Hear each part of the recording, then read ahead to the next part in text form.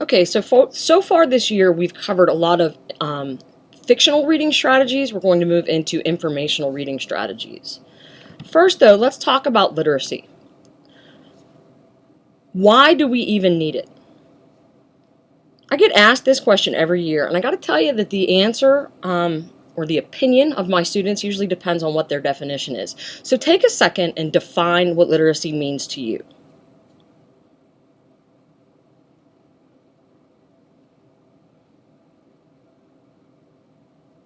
The most common definition that people come up with is the ability to read and write. However, that definition has changed quite a bit over the years, mostly because we have a better understanding of what our brains do and the way we interact with words. So it may be a little bit more than that. In addition to understanding what we do, technology has greatly influenced what literacy is. I mean, if you think all the way back to 1452, before 1452, all literacy was oral or spoken or listened to. There was no written, no mass production of written, I should say. So most people only spoke or listened. They didn't know how to read. But in 1452, a man named Gutenberg created the printing press, and that radically changed the world of literacy because all of a sudden people could have access to information in an unlimited format. I mean, not right away, it took a while, but now we had people who could go and research things that were printed instead of having to seek out an individual who knew that information, and that was the only person on the planet. So this greatly impacted literacy, and now suddenly everybody was able to learn how to read for themselves. And then, of course, the internet in the late 90s, when it became fully commercialized, all of a sudden we have this explosion of information at your fingertips. I mean, every one of you pretty much has a computer in your pocket with your smartphones. So now we have people who are able to access information, and we also have people who are able to put information out there. Whether or not that information is accurate is one of the changes we've seen in literacy, whether or not people can truly evaluate what is accurate information versus what is not, because in print literacy, it takes a long time to get to that process, whereas anybody can post anything on the web. So today's definition of literacy is it still includes the ability to read and write, but it also includes several specific skills: speaking, listening, reading, writing, and most importantly, thinking, because we think with words. So it's really important that we try to understand literacy, specifically because where would you be, if you think about it, in your life, in your daily life, not even in our classroom, where would you be without just one of those skills?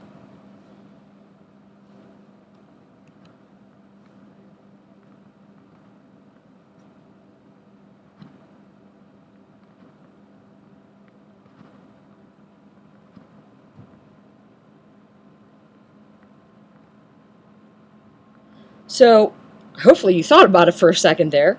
Let's talk about the personal impact it would have on your life. Would you be able to have relationships? You wouldn't be able to speak and convey how you feel to a family member or a significant other or a friend, and you wouldn't be able to understand what their expectations were or how they were feeling. Would you be able to maintain a home if you weren't able to read the directions when you get new appliances? Would you be able to maintain your health? Like, let's say you get a diagnosis. I was diagnosed with hypothyroidism several years ago, and spending time with my doctor, once every 3 months isn't enough. So thank goodness for the internet. I can go online and read about it. So that helps me to maintain my health. Also, in the social aspect, if we talk about interacting between cultures, we read Things Fall Apart and how the Christians and the Igbo culture interacted, and whether or not their literacy skills were up to par really determined whether or not they were able to get along. You also want to think about in your classes and also at work. Like, if you plan on having a profession, you're going to need to be able to do all 5 of these, maybe in different ways. If you think about EMTs that have to write up reports, if you think about listening to your supervisor tell you directions on what the expectations are, if we think about in the social impact of that, governments and the way governments are run and the way different governments interact with each other is greatly impacted by literacy. So now that we've talked about literacy, let's talk a little bit about specific types of literacy. We're going to be focusing on writing and reading. We just spent 3 weeks talking about writing, so we're going to focus more on reading this time around. But this is the visible word in action. This is the words you can actually see physically in front of you, whether on paper or on a screen. So there are two different types of writing and reading. There's fiction, which we've talked about. Fiction is when everything in it is imaginary or part of it's imaginary. Anything that's made up in that is considered fiction. Like it might be accurate historical background information like it was in Things Fall Apart, but Okonkwo wasn't a real person, so that made it fiction. Purposes of fiction are to entertain, to inform, and to persuade. Let me say that again. To entertain, to inform, and to persuade. Sometimes those purposes kind of cross over because in order to persuade their audiences, authors might have to inform them about certain things, like Chinua Achebe did in Things Fall Apart.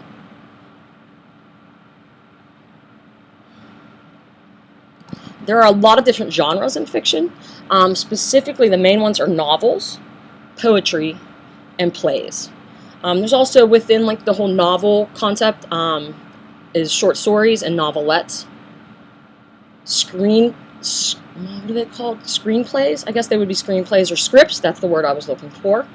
But those are all examples of different types of reading and writing that we do with fiction. Nonfiction is when everything in it is based on facts.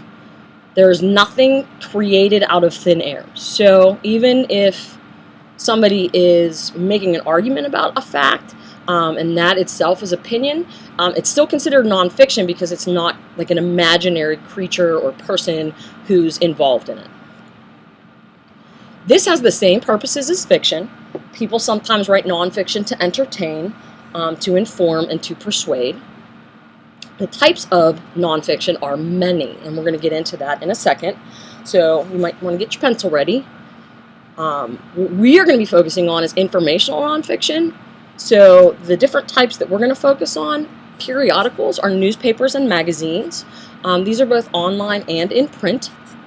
And these are usually where you go to find what's going on in the world, or you can find somebody who's reporting on like your favorite sports team or your latest fashion trend. We also have essays, which you guys have written, and believe it or not, people do write on their own for fun. We have, they're called op-eds or opinion editorials. This is when people will write into a news outlet, whether it be a local newspaper or a major news outlet like CNN or Fox News, to express an opinion and make an argument about that opinion. You have biographies and autobiographies, people who are writing life stories, and the autobiographies is when they write about themselves. Diaries, blogs, and journals. These also can be online or they can be a physical copy of it, except for blogs. Blogs are, that's actually short for a web log, and that is usually somebody who is writing from a personal opinion about different various topics. There are a bunch of people like fashion bloggers and political bloggers, and I have a friend who's a blogger, and she just kind of writes about whatever is coming to the forefront of her attention. Mostly about parenting, but she writes about other stuff as well. So again, we have newspapers and magazines, and that's an example of a blog. We also have reference works. That's when you can find out strict informational. There's no manipulation of the facts. It's just kind of a list of it. Speeches. We are very fortunate that we have the internet because it has recorded so many speeches, either the text of it or an actual recording of it. So you can access that from history. Excuse me, government documents. If you ever need to look up a law, or you need to file your taxes or apply for your learner's permit. Legal documents also, like if you want to file a will, you can look up directions on how to do that. and of course textbooks. So everybody knows the number one reference work would be Wikipedia. So we know that teachers kind of give you the, we're not sure if you should do that thing with Wikipedia because it's easily editable. So we're not sure if it's always reliable, but we know that that's the number one source that you guys go to. FAFSA is an example of a government site that you would need to look up, because if you're planning on going to college or university or any post-secondary schooling that requires funding, this is a way for you to apply for student aid. So your task right now is going to be to find 4 different examples of informational sites.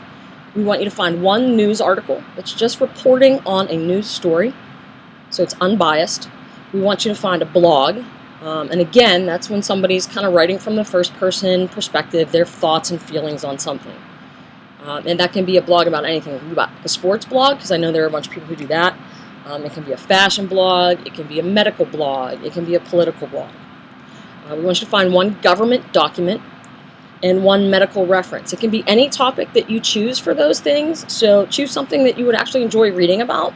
That way it doesn't feel like it's torture for you. For each example, what we want you to do, so you need 4 articles, and for each article, 4 sites or sources online, for each of those you need to write down the author's name, the title of the article, and then the website title. Now sometimes the article and the website title are the same, but rarely. Usually the article title is separate because it's a link from the main website page. You also need to write a summary, and then at the very end of that, after you write your summary, and your summary should be about 5 lines. We don't want you to get too in depth. At the very end of that, we want you to write down what you think the author's purpose was. Was it to entertain, to inform, or to persuade? Or was it more than one? And then tell us why you think that. That little blurb there should probably be about 3 lines, maybe 2 sentences total. So we're going to let you go with that, and if you have any questions, feel free to ask us.